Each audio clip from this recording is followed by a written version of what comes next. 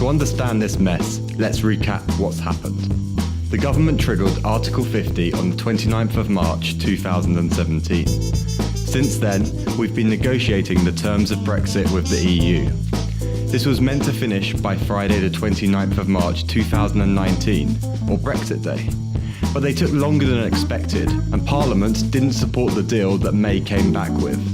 So the EU has agreed to give May till the 12th of April to pass her deal. She attempted to do this for the third time on Friday, asking Parliament to vote on only part of it. She hoped that because this was the less controversial section of her deal, it was more likely to pass. Yet Parliament rejected it by a whopping 58 votes. So where does this leave us? If nothing changes, the UK leaves the EU on the 12th of April without a deal. To avoid this, one of two things must happen. A, Parliament must pass May's deal. This is unlikely. It has been defeated 3 times in the Commons, and it seems uncertain whether she can make MPs vote for it 4th time. Or B, the UK agrees to a longer extension period with the EU, which is only possible if 1, the UK takes part in EU Parliament elections in May, and 2, the UK alters its negotiating position to something that can command a majority in Parliament and the EU accept.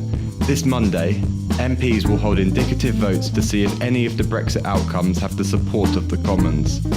Which option they will vote on is not yet finalised, but it will probably include a people's vote, a permanent customs union, Labour's Brexit deal, or a combination of Parliament supporting a customs union and then putting it back to the country in a second referendum. If no option commands a majority, the UK is back to square one and has to prepare for no-deal Brexit in under 2 weeks. However, there is a chance that a customs union might clinch the necessary votes. If this happens, Number 10 has raised the idea of MPs then being asked to choose between this option and May's deal in a head-to-head vote.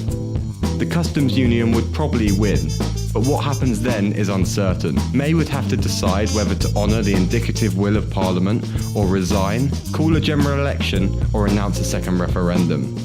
Backing the customs union would result in mass resignations from the cabinet, could split the Conservative Party, and would rely hugely on Labour votes.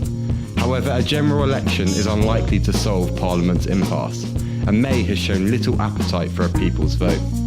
The truth is that all 4 options, a customs union, a general election, a people's vote and a no-deal Brexit seem unlikely, but one of them has to happen.